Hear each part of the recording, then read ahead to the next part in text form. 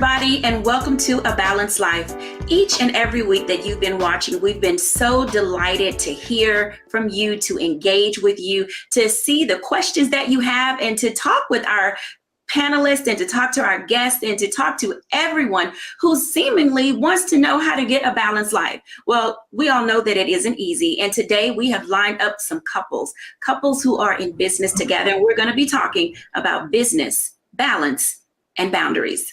Welcome everyone to A Balanced Life. In our conversation today, I want to bring in a young couple, the Briscoes. They are a newly married couple who are in business together. Some of you are wondering, how do they make that work? How does it happen? And that's why they're here with us today. For those of you who are out there who are young, you're newly married, you may be wondering exactly what it looks like to get in business with your mate. Now, let me just say, like anything else related to business and marriage, there are three words that matter: communication, communication. Oh yeah, communication. Everyone, the Briscoes. Oh, hi, Dr. Jacquie. Aren't y'all so cute? Hey there. Y'all are so wonderful. So let's jump right into this newlywed thing. How long have you guys been married? And then tell us a little bit about the foundation of your business. So we've been married approximately 8 months. It's crazy. The time has gone by so fast. We feel like we've been married forever anyway, just by how long we've been together, how long we've been working together. It started back at Howard University, and it has gone on ever since. Go ahead, Corey, because I know you have something to say. It's like, I always have something my life, and she's just always been the person for me. And come on, look, tell us all about it. This is the tea that people should be talking about. When I first asked Brittany to be my boo, and I said, hey, walked her up to the quadrangle, and I said, hey, in the rain, mind you, in the rain, and I said, would you date me? And we got to the quad, and she was like, no, I came to Howard for academic studies and not a man. And I walked sadly back to my dorm room. So, gentlemen, there's hope. That's all I got to say, Dr. Jacquie. So, that is a show that's a show within itself. I came to Howard University for academics, not a man. So I know that there's some ladies out there like, you can hashtag that, said by Brittany Briscoe, hashtag I came to college for academics, not a man. Let me just say, so you guys are in partnership with two others, and I think that it's amazing. Your company is ABCD and Company, and you are millennials who barely had an opportunity to work for other people. Can you talk a little bit about that structure to decide to be self-employed at such a young age? Sure. It's an interesting conundrum, and for Brittany and I think it was even more different in the aspect. Like, we've been dating, we've been working together, and we've been working on projects together at the university, but it kind of just flew into it. We ended up working together. Brittany actually was studying to be a doctor. I was in politics, and our worlds collided and converged, and we decided that business really was where we were called to, and engaging people and talking to people and working with people together was kind of where we felt led. And it's so interesting because for us, setting a foundation, I don't even know if we had a time to set a foundation about like the do's, the don'ts. We just we learned along the way. And we have some war scars, and we've got some stories to tell, but we've evolved and we have evaluated our own structure and really started seeing what works for us. The reality is, just because you're married, that doesn't mean you should work together. We are a unique breed, and we're grateful to be that, but we have some tested trials we have learned from and have kind of created rules and boundaries that we operate by that help us be successful and keep us married, Dr. J. Yeah, keeping you guys married is something that we would like to do. And when you think about and you talk and you said for a moment the tips and the things that you do, how do you separate? Now, you guys are managing partners, which means the four of you, and you and Brittany, of course, have your separate stakes in your business. That's right. So let's talk for a minute, because this will be important for our viewing audience. When we talk about the boardroom conversations, there's a space where you have to separate I'm your husband and I'm your business partner. What does that conversation look like? And is that something that happens at home? Does that something happens as soon as you pull in the parking garage and you both switch hats and say, okay, we're working together? And then there's those other moments where you really need to kind of just go to your separate corners. So I think you said it best. I mean, we understood early on that coming to work, wearing all your hats did not work. So we're at work, and it does not take away from our marriage and who we are as a couple, but there's business to be done. And it's not an emotional thing. It's a bottom line and goal that we have set and that we work towards daily. We do know when to check on one another and just make sure, are you alive? How's your day going? We have those checkpoints. They're not set and formulaic, but they are things where you're just aware of your spouse and you just check in. But for the most part, we try to be conscious of the separation of home and work. And I think Brittany said it best, because for us, Dr. J, it's the ability to have very clear boundaries. The joke for people that are watching is most of our staff have been with us for a while and they didn't even know we were married. And to be honest, we count that we're doing something right, because you can take away the emotional portion of being married and having a spouse, but being able to work together. When we conflate emotions into it, it's nothing but problematic. I would 1000% agree. We literally have to keep that separation, because it's very easy for one to flow into one another. And with everything that's going on a daily basis, it's really important that we stay focused to the goal at hand. Yeah. It's so funny. There are a lot of times when Corey and I are in the office and we go a whole 8 hours and have not even spoken to one another, just simply because he's been in meetings all day. I'm leading one of the largest departments in the firm. I have employees who are in office all the way out to Colorado. So, there's plenty of work for me to do and plenty of work for him to lead. So we have to know that we plan spontaneous date nights. There are things that we do to keep our relationship hot and at the forefront despite our business. Great. Such a millennial term, to keep our relationship hot. I appreciate your candor and your honesty, and definitely your vulnerability and transparency, because that isn't always the case. And when you think about, and this is for our viewers, and I'm going to bring in Titania Harris along with this couple momentarily, because there's a level of maturity that as a young couple, you guys are barely in your 30s, and you are displaying a level of maturity that young couples who are in business and who are married do not often show or display. Titania Harris is MSW. She is the founder of TMH Man Cave. It's the brave space, the safe space for men to talk about their feelings and emotions. Tanny, can you join us for a second to just shed a little light for people who are listening to this young couple talk about the balance that they've created, why it's important to have boundaries in their business so that they can grow together? What makes that healthy in regards to growth and development as a young couple? Sure. First, I want to say kudos to this young millennial couple. I love what you guys are doing. The boundaries are important. I like you guys said it best, right? Boundaries basically determine the role of each person in the relationship, right? As it relates to your business, right? And so having those boundaries allow you to be open-minded. Having those boundaries allow you to know your specific role in the company and help you navigate the business better. When you think about the boundaries, there's a single word that comes to mind, and it's respect. Respecting the individual as a person, respecting that person as your wife, and respecting that individual as someone who has a sound mind and clarity. When young couples engage in dialogue, can you give a few tips about how to approach various situations? Now, Brittany said that emotions sometimes can get in the way. Men display emotions differently than women. What are some of the signs that couples should identify? As Brittany said, I go and check on him and he checks on her. When is the time for that to happen when you're working together? Yeah, there's a few things. I like what Brittany said. So I think the first thing to acknowledge is that you will not always see eye to eye, right? That's why setting the boundaries are important. It also helps to reduce the conflict, right? Also acknowledging that person's feelings, right? And when things happen. Another thing is, I like to call it removing the lens, asking yourself, is this really happening? Is this my feelings guiding this decision, or am I thinking logically? Wow, that's something to think about right there. Am I thinking logically?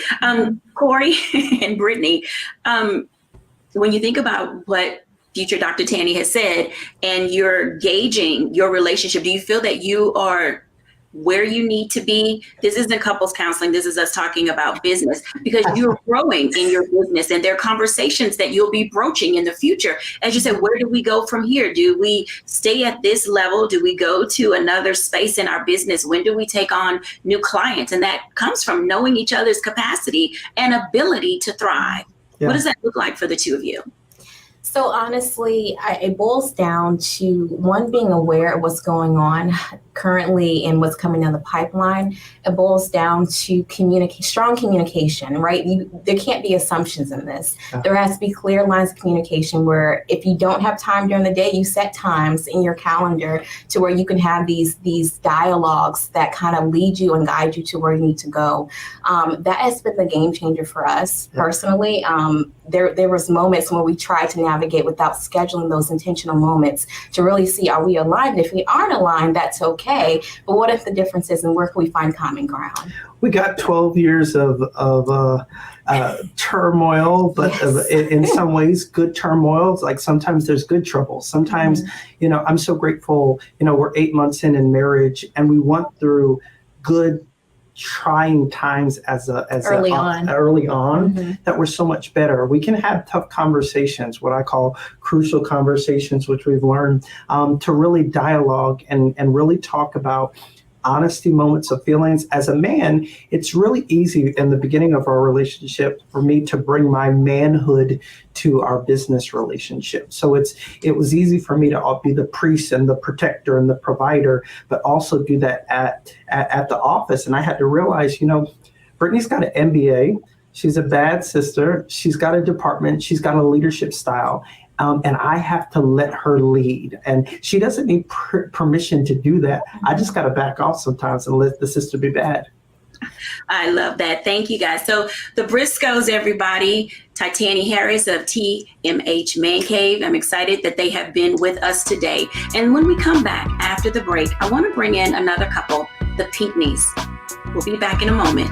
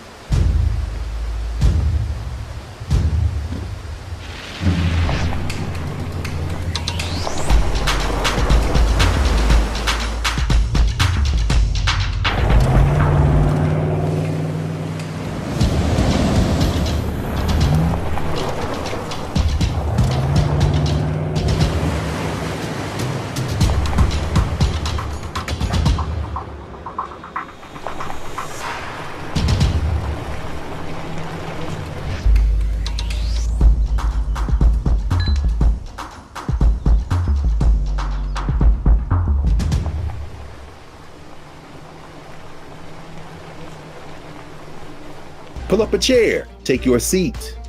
The Black Tape with me, Dr. Greg Carr, here on the Black Star Network. Every week, we'll take a deeper dive into the world we're living in. Join the conversation only on the Black Star Network.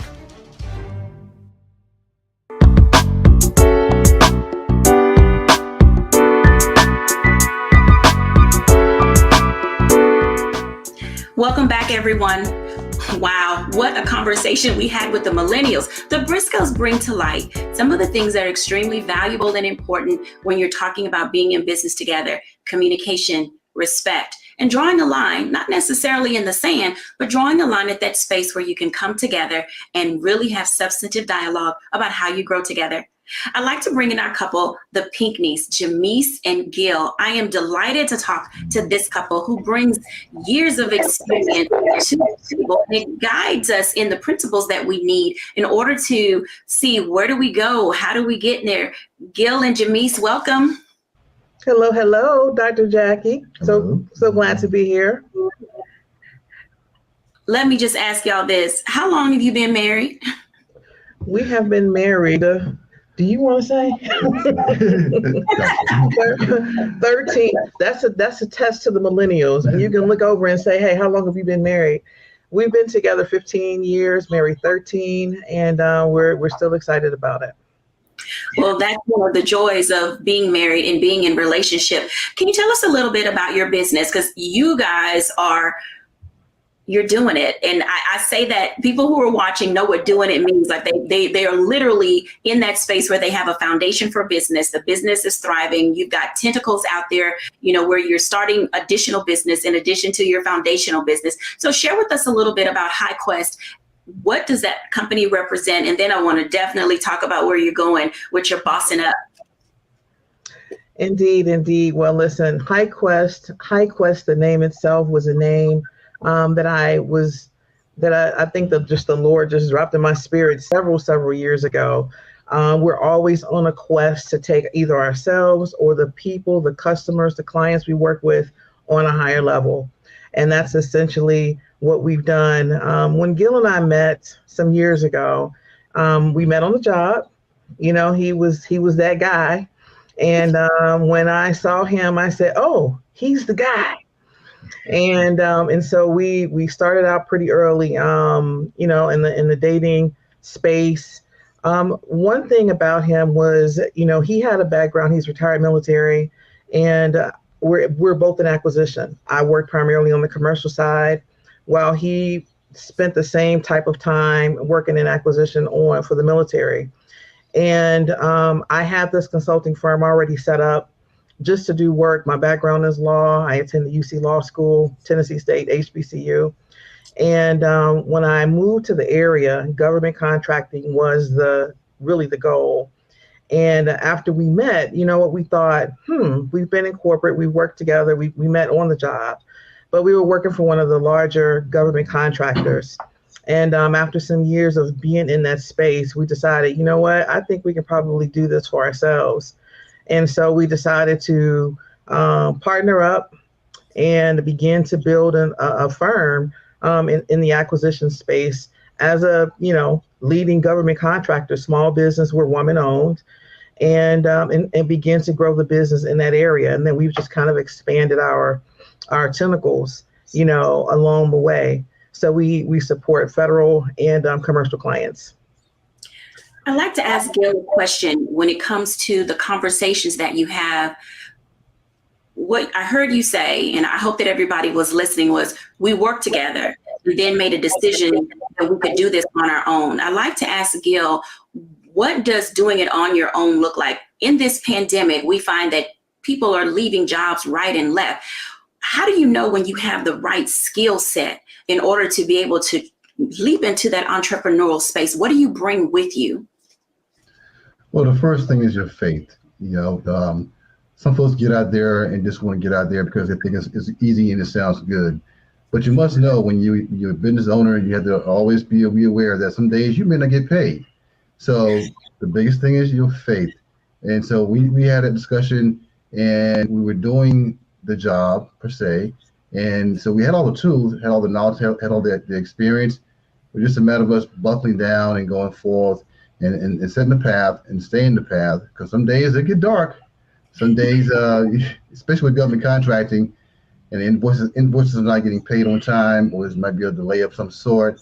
You have to rely once again on your faith, your knowledge, and know that it's going to get better. And like right now, it's thriving. So during the pandemic, we were affected at first a little bit, but once everything kind of cooled off, as far as everyone getting established, doing telework and getting set up for that way, we proceeded and the last 12 months, it's been very well for us. So I like your tips that you're saying. Being grounded in your faith, being grounded in what you know that you know how to do, it matters because you can't lose hope in pitching to others what you do.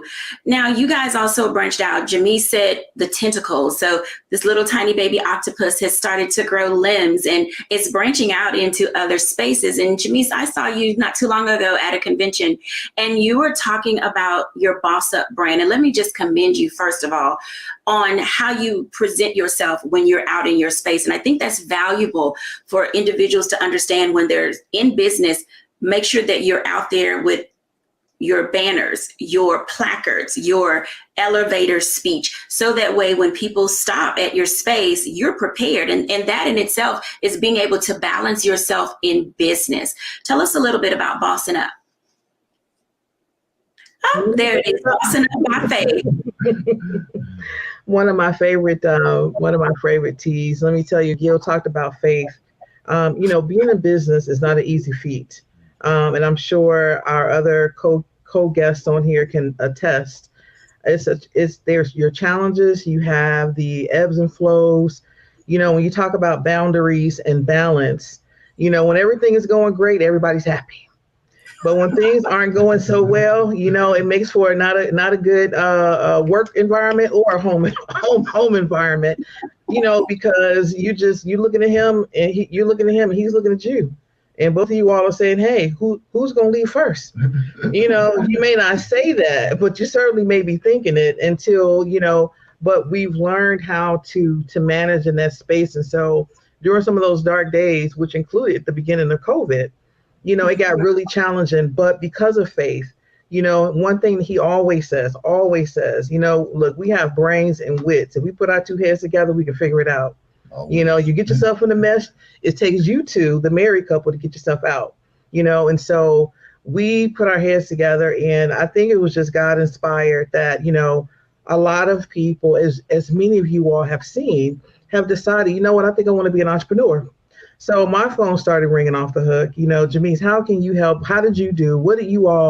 How did you all get there? And we began to just, have those conversations with individuals. And out of that spawned, we take individual concept stage to market and everywhere in between. And so we talk about in that the 5 B's of business, which is believing in your business, building your business, branding the business so that you can bank on your business, but don't break in the process. And so now I'm doing series and sessions in that space. And out of that, logo to market, we decided that, it's time to boss up.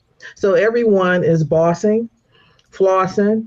The boss stops with me. We're bossing by faith. And so out of that, the Boss brand spawned, and it has just taken off. And we're really excited about that. I want to bring in now Charlotte Avery and Dr. Tierney. Now, Charlotte Avery, being Charlotte Avery, comes from that faith space. And as a couple, you talked about the value and importance of your faith. And then also Dr. Tierney in her work as a coach on leveling up. And I think the conversations go together in a sense that, Charlotte, when you think, and you're watching this couple and they're talking about the number of years that they've been married, talk for us a little bit about faith as a foundation to keeping it together.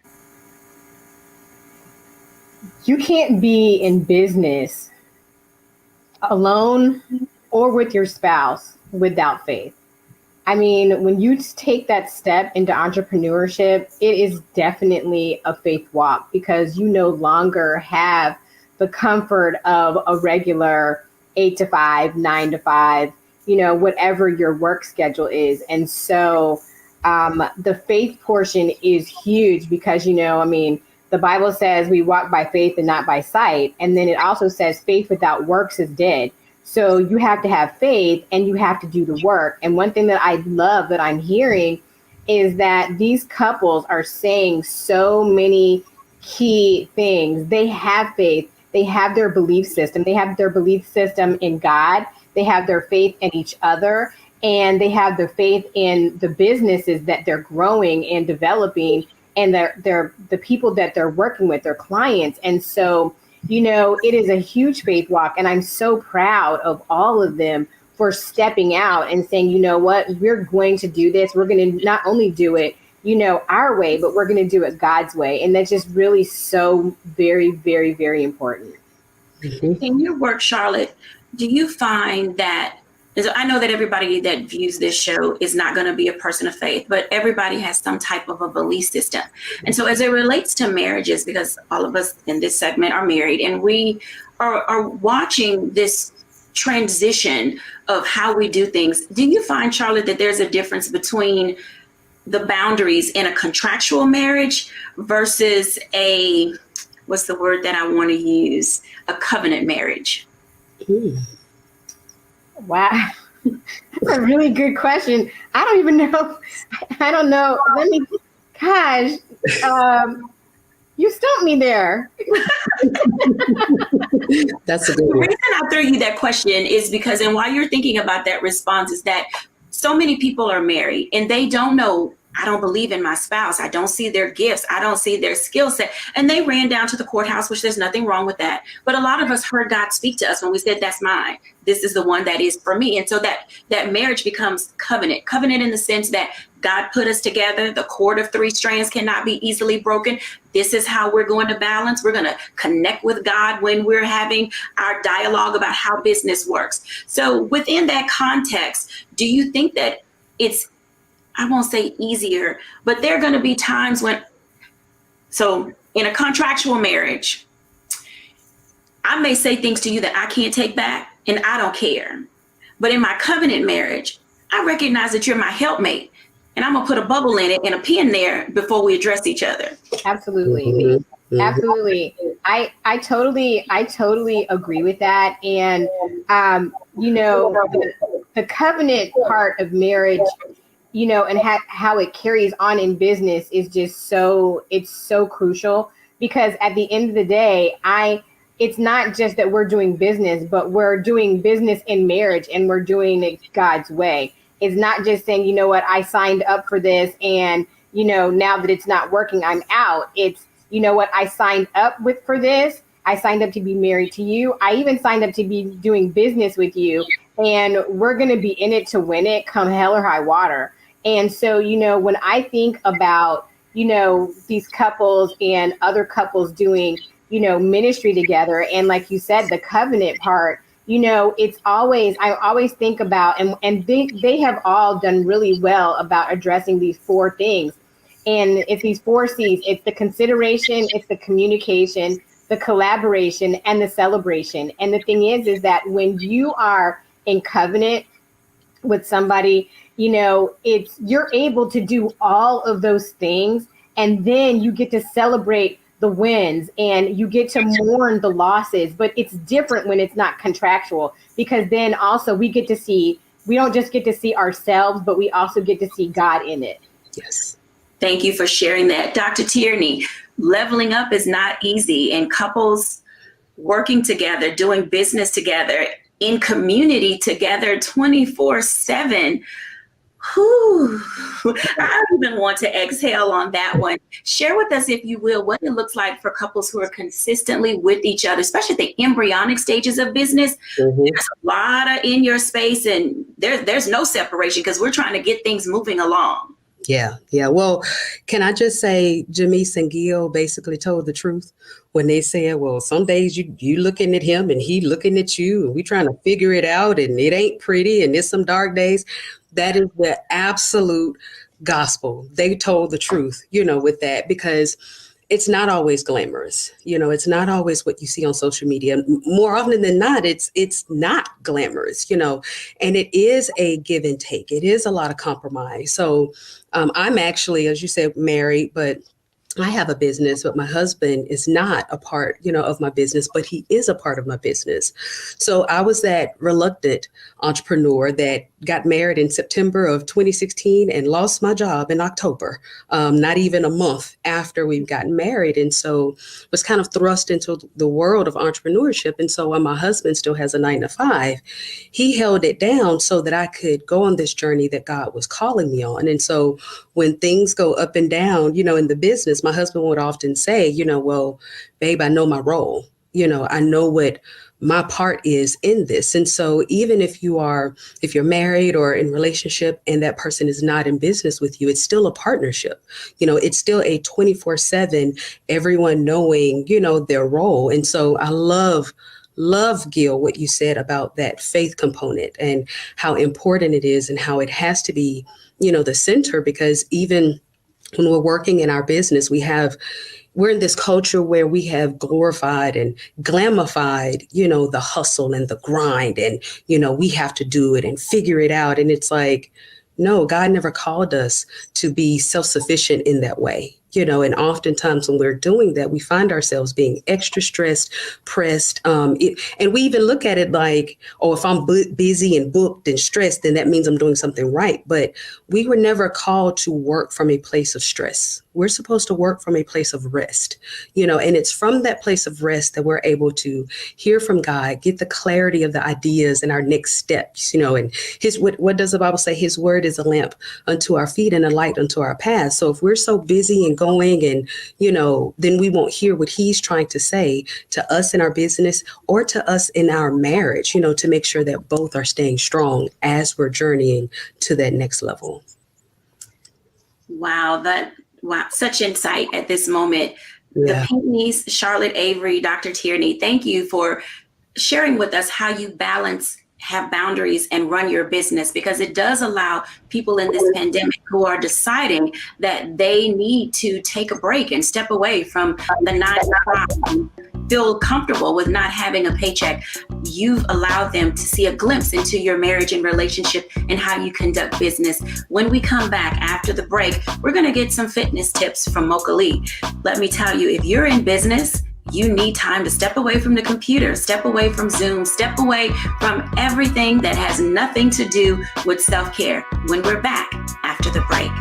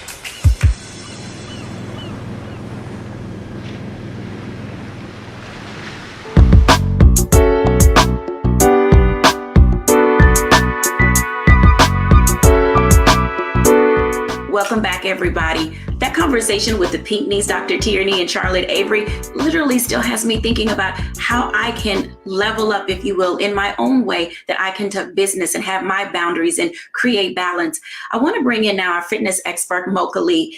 Mocha. Well, all right. Well. These conversations have been inspirational with a capital I, okay? And I just want to commend everyone because I'm an entrepreneur myself. Me and my husband have been married for going on 17 years. He's an entrepreneur. I'm an entrepreneur. And guess what? All of us on this panel have a little bit of workaholic tendencies. It just comes with the territory. Was that evident in the dialogue that there's some workaholics among us? We got some workaholic stuff going on, but that's why we're talking about balance. And that's why I'm just happy to say, the couples that pray together, stay together. The couples that actually support each other, stay together. So we have to think about our bodies. Our bodies are our temples. And, to stay healthy, to stay in business, our bodies have to be, healthy and tip-top shape as well.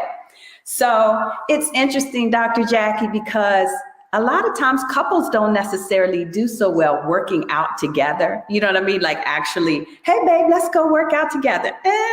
My hubby and I would not necessarily say that we always do it that way. But in terms of support, I'm definitely supporting him and reminding him. He's literally in Miami right now. And I called him earlier. I said, are you still going to do the workout in the hotel? And he was like, yeah, I guess I will. The pressure. But I just know that it is important that we support each other in terms of reminding each other, yeah, you gotta still drink that water. You still gotta work out, exercise. And I think especially for the ladies, and I might be biased, but we have to figure out how to definitely go to a safe, calm space. And even if it's, just a few minutes of meditation, we're just better when we give ourselves that time first, because then we can be the better helpmate. Because a lot of times I don't think I necessarily understand my husband's goals. He's the visionary. I might not be. I might be more into the details. But in order for me to support him, I have to kind of feel good. And the way I feel good is, okay, I'm going to wake up and at least spend a few minutes going on a walk or doing some form of a workout or some meditation. Just, it's so healthy just to start your day that way. And believe it or not, there are times, especially if we happen to be on vacation, which, hello, let's all remember our vacation time. If we go on a walk together first thing in the morning, then it's like, hey, you're winning, because number one, you're walking, you're exercising together. And then it's a more calm space to just talk about some goals or talk about some dreams or, just continue to communicate, because as you said, it's communication. You got to keep doing it. Yeah. Absolutely. What you said, now, y'all think I don't listen. And then sometimes I may not. And Mocha's my trainer, and I'm transparent and I'm open about that. And we're doing good together. And one of the boundaries that Mocha has for me is to check in with myself.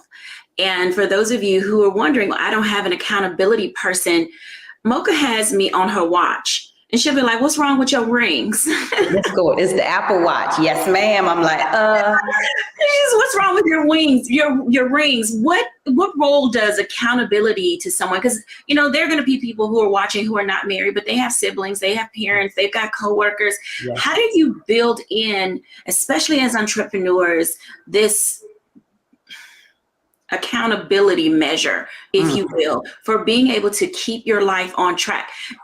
Burning the candle at both ends is definitely no longer the way to live. And this pandemic has taught us that you can be comfortable walking through Costco, getting a workout, going to the mailbox, turn your watch on, count your steps, do something. What tips do you have in store for our viewers on how to steal time for yourself and get fit? Yes.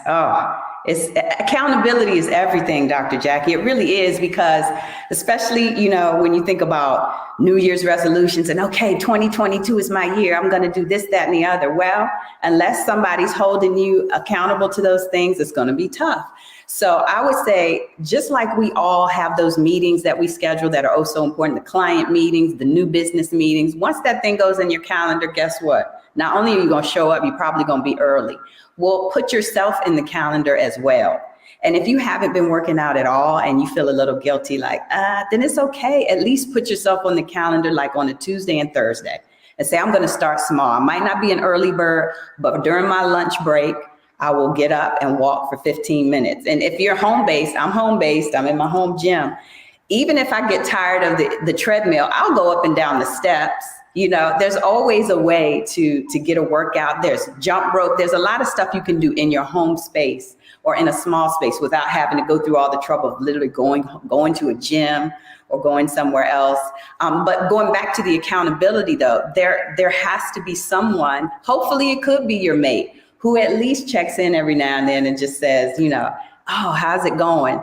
In a supportive way, because the last thing we need to hear is, the nagging. I try so hard not to be a nagging wife. But on the other hand, I'm like, babe, you said you were going to do it. So let's make sure you kind of stick to it, because we are getting older. And, as we get older, we just have to pay more and more attention to our bodies, even if it's just a stretch session.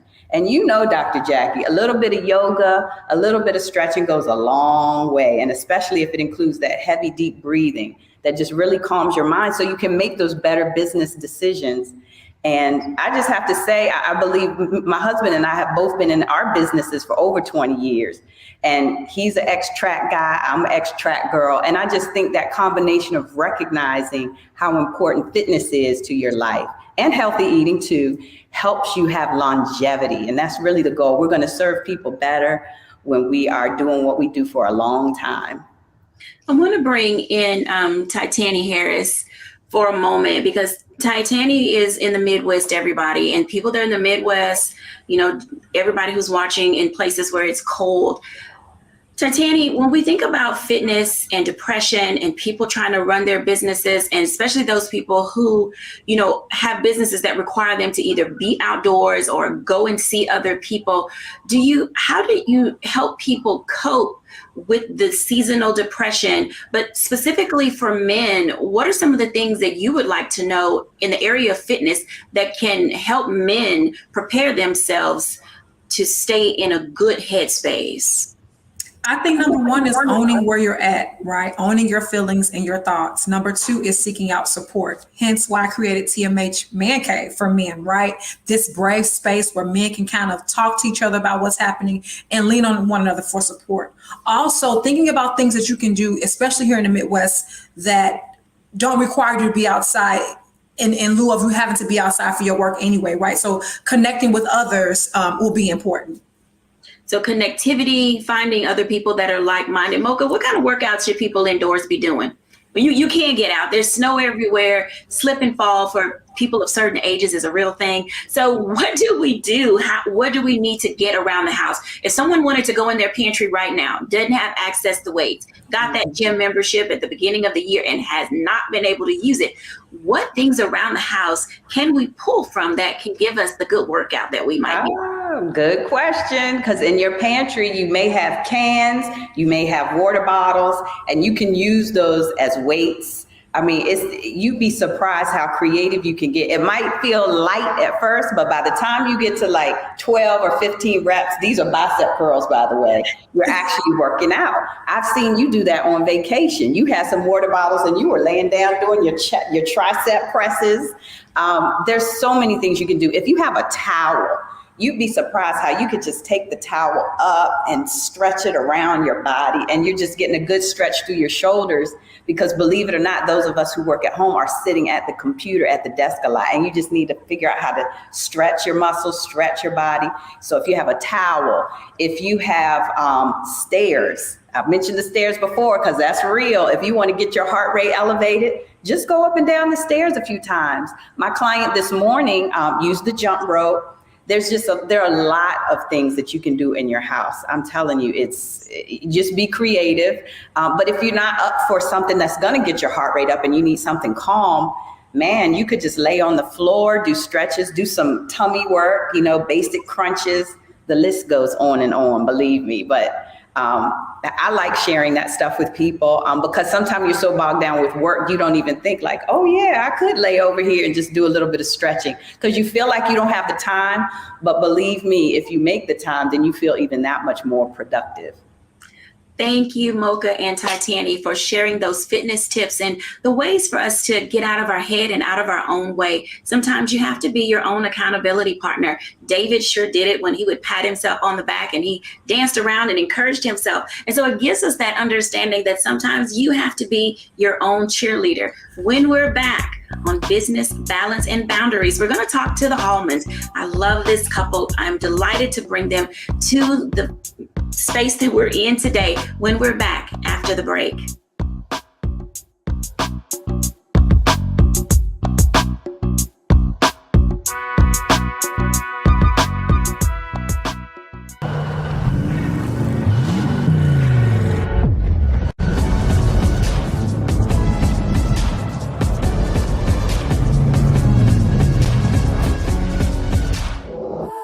I'm Deborah Owens, America's Wealth Coach, and my new show, Get Wealthy, focuses on the things that your financial advisor and bank isn't telling you, but you absolutely need to know.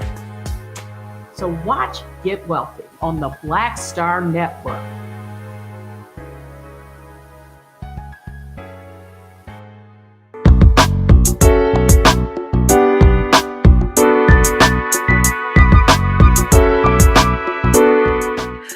Welcome back. Welcome back. Welcome back to A Balanced Life. Now, let me just tell you, couples in business is not easy. If you have difficulty understanding, if you have a hard time putting words together, stringing two sentences for good communication, if you are not a good listener, then being in business with your mate may not be for you. So let's take a moment now to bring in the Holmans and learn about their story. Hey, guys. Hi. Hey, fabulous people with the amazing hats on your head. How are you doing today? Oh, we're good. Yeah, we're doing good. Yeah. Enjoy the show. Thank you. I'm so delighted that you guys are with us in this space. You know, I had a chance to meet you at the Essence Music Festival. And of course, with this pandemic, we've not had a chance to get back together, but I enjoy what I bought from you. I appreciate your skill, your talent, and your expertise. So tell our audience about who you are and what you do, and then we'll get into this conversation about balance and boundaries in business. We're traditional hat makers, which is called, we're millinery artists. And me and my husband, Kevin, and I, we have been hat makers for over 15 years, and we've been married for 12 years. So we normally exhibit and we travel a lot as a couple. We have our challenges and our balances, don't we? Yeah, we do. Yes, and we actually hand make everything, and we also dye our fabric. So it's a lot of work. Yeah, it is. So I see that you have in the background with you some of your work. Now, for those of you who are accustomed to the term hat maker, you may have heard Suzette say that it is milliner. And so that is the correct term for what you do when you are designing and making hats and bringing that to the forefront. So who's the most creative among you two? Definitely her. This woman right here is the one. I'm the head designer. Yes.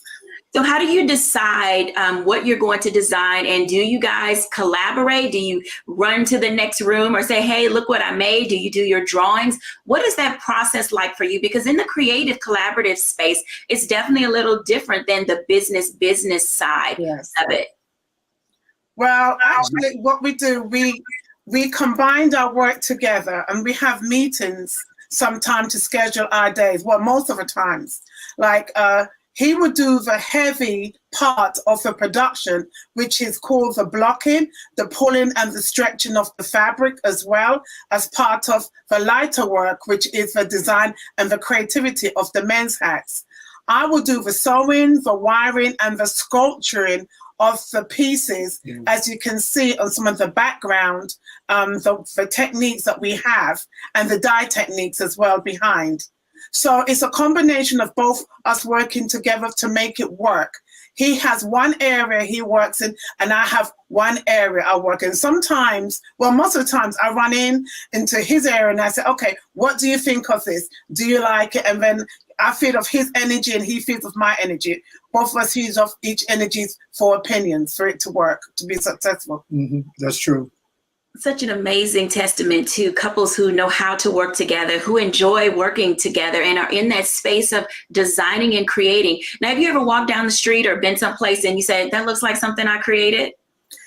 Yes, we have customers and testimonies that they will call us, and I have a customer, she's in Maryland, she will say, her neighbor will look out the window and say, oh, that's the hat out of hell. And I had to laugh because the hat is so hot and it looks so good on her that she calls it the hat out of hell. And that's a good customer of ours in Maryland. Yeah, and I've had customers call me all the way across the other side of the country. They're somewhere in a restaurant or something, and they'll see a hat that looks like similar to what they're wearing, and they'll come up to the people. It's like, wow, where'd you get that hat from? And they'll mention, well, I got this hat from Essence Music Festival. And they said, well, we was at Capitol Jazz Festival. And they said, well, and we met this young man, the guy that makes these hats, and they both will collaborate. And one time a person called me up, and actually they both were in the same place, in the same restaurant, both talking to one another about their experiences of buying hats from me. So it was a good experience with that. Yeah. So when you think about what it means to outfit an individual, because this is a part of the balance, and we're moving into that season where, you know, spring is going to be upon us. People want to get out. They're going to be going to dinner en blanc and white parties. People are starting to get out and go to concerts and to vineyards. How do you help someone decide the kind of hat that they should wear? And that's a part of not your boundary as a couple, but how do you help people say that hat's not for you? Let's put you in something else. We're very honest, and that's what we're known for, our quality and our honesty. You may look at a hat and think that it's for you, but it's not for you. We go with your coloration, your lifestyle, and also the shape of your face, which is very important. You said the shape of your face, not the size of your head. No, the shape of your face is important. Supposing someone lives in another state like Iowa, and they may want a hat that is very avant-garde, but it may not look suitable for that particular moment, that particular area that they're in. And they may like it because it's so artsy, but they may not feel comfortable wearing it. And also we have customers who are first-time hat wearers. So what I'm wearing is a simple design. It still has its artistic stitches, but it's not too much going on like the one that's behind me, the open crown. Very nice hat. Both of you. Now, I'm not going to even ask because I was going to say, did you design the hats you're wearing? Well, of course that you did. So when you think about how you do business together and what that looks like, do you think that it's important for couples who are thinking about getting into business to really sit down and hammer it out first, or should they just go for it? What are some of the processes that you guys went through in starting your business? Well, we went with the flow. Like, I went to Moore College of Art to study millinery, and then when I met Kevin, then I taught him the basic of hat making, how to make a hat. Communication is very important, and also your space as well, like the others have talked about. Communication and space, and your boundaries as well, because we work together 24/7. When everyone is sleeping, we're still working. Yeah, and like earlier you were speaking about the different challenges and balancing things in your life and stuff. Well, compromise is very important, especially as designers, because I have a certain way I design, and she has a certain way she designs. And she's very funky and avant-garde, very talented. I'm a little more low-key a little bit. So sometimes we come together and we marriage those styles together to get a really good style. Sometimes I ask her, well, maybe it's my stuff. Does it look good? And she'll say, well, you know what, you need to jazz it up a little bit. Then I'll listen to her. So it depends on how you balance that and compromise your ideals. And so when you're designing, that's a real important part of our business as artisans. Before we end this segment, you just used a C word that most people cringe when they hear that word. Tell me a little bit about the art of compromise, and how does that look in a marriage? Oh, I'll leave it to you. Well, because I battle head sometimes. When I think most of the people that was on the panel earlier, when you get into business, we all have our own individualities and our own personal, the way we are as people. And sometimes, she may have her way that she does something. I might have my way I do something. But as a business and as a couple in a relationship, sometimes you have to come in the middle to put that thing to get the best product, because I can see things that she doesn't see, and she can see things that I don't see. And the idea of compromise means that you take the best of all the ideas, you come to the middle, and you make something better than what I could propose or she could propose. And it's very important when you're dealing with a business, especially when you're married, because we can't leave our work like a 9 to 5 and I come home and I got something different to do. We live together, our responsibilities are joined together. So we really have to really be working as one and compromising a lot. There's good compromise. And for our viewers, I want to thank Kevin and Suzette for joining us today. And I'm definitely looking forward to having you back, because as we get ready to break out into spring and we're talking a little bit more about how to balance your lifestyle, I'm looking forward to that conversation. Thank you guys for joining us. And when we come back after the break, I want to bring back Charlotte Avery. Now, this is a very unique situation because being Charlotte Avery isn't always easy. When we're back after the break.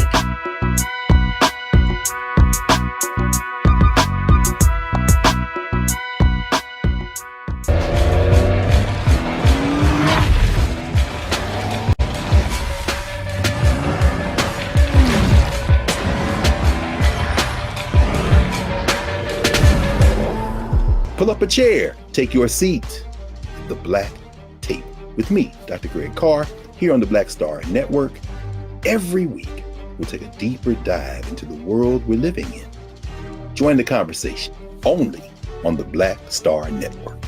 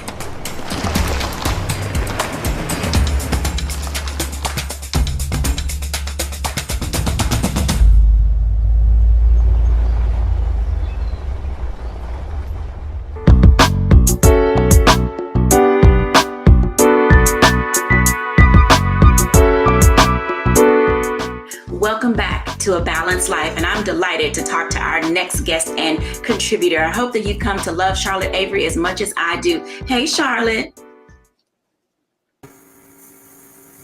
Hey, Dr. J. How's your day going? It's going pretty good. It's already been hijacked just a few times, and it's not even over. This is the time that you have for Charlotte, and I want to talk a little bit about. Okay, so let me just start with this. Your website is Being Charlotte Avery, and Being Charlotte Avery isn't always easy, but you've managed to blend as a part of the way that you balance, and you found this space to carve out being an author. Can you tell us a little bit about what it looks like to have business boundaries and balance being in a family of 9?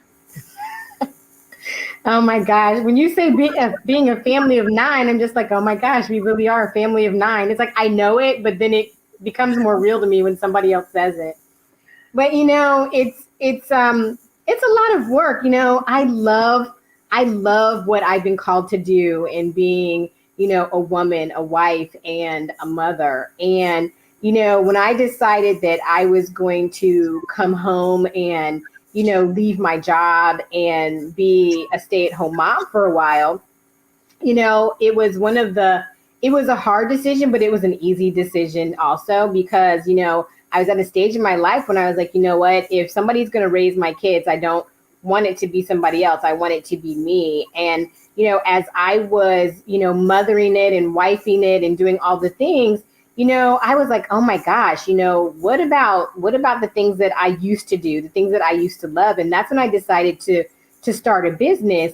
And that's when Mythicos Mommy and Being Charlotte Avery came about. And I started writing books and I started talking about the things that, you know, people don't always talk about. You know, my first book, No One Ever Told Me, that's the first book that I wrote because I was like, man, I'm momming it and I have a mom and my mom didn't tell me these things.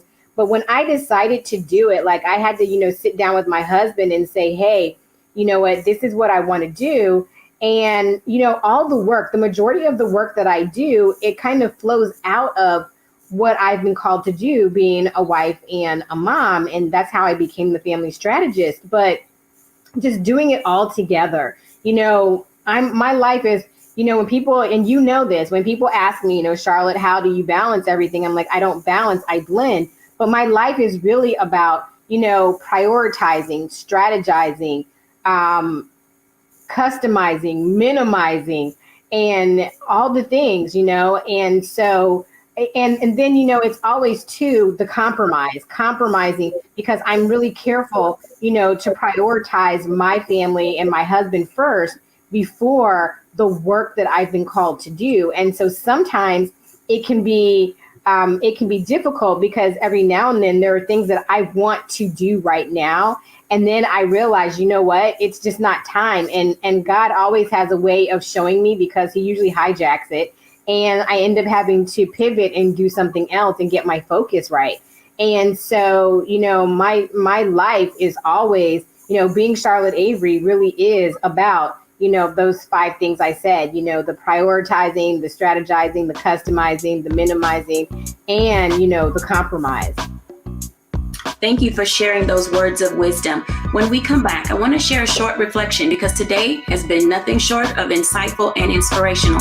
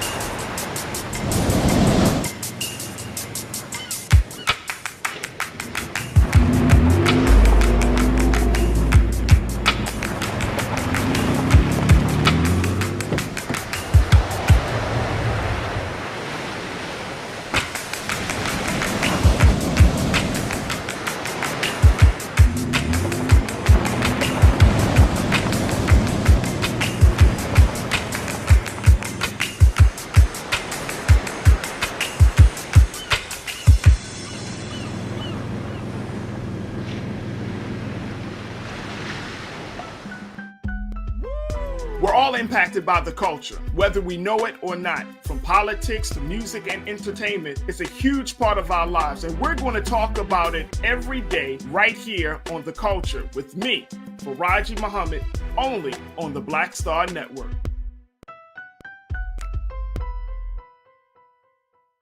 It's time to be smart. Roland Martin's doing this every day. Oh, no punches! Thank you, Roland Martin, for always giving voice to the issues. Look for Roland Martin in the whirlwind, to quote Marcus Garvey again. The video looks phenomenal, so I'm really excited to see it on my big screen. Support this man, Black Media. He makes sure that our stories are told. See, this difference between Black Star Network and Black-owned media and something like CNN. I got to defer to the brilliance of Dr. Carr and to the brilliance of the Black Star Network. I am rolling with Roland all the way. Honored to be on a show that you own. A black man owns the show. Folks, Black Star Network is here. I'm real revolutionary right now. Roland was amazing on there. Stay black. I love y'all. I can't commend you enough about this platform that you've created for us to be able to share who we are, what we're doing in the world, and the impact that we're having. Let's be smart. Bring your eyeballs home. You can't be Black-owned media and be scared. You dig?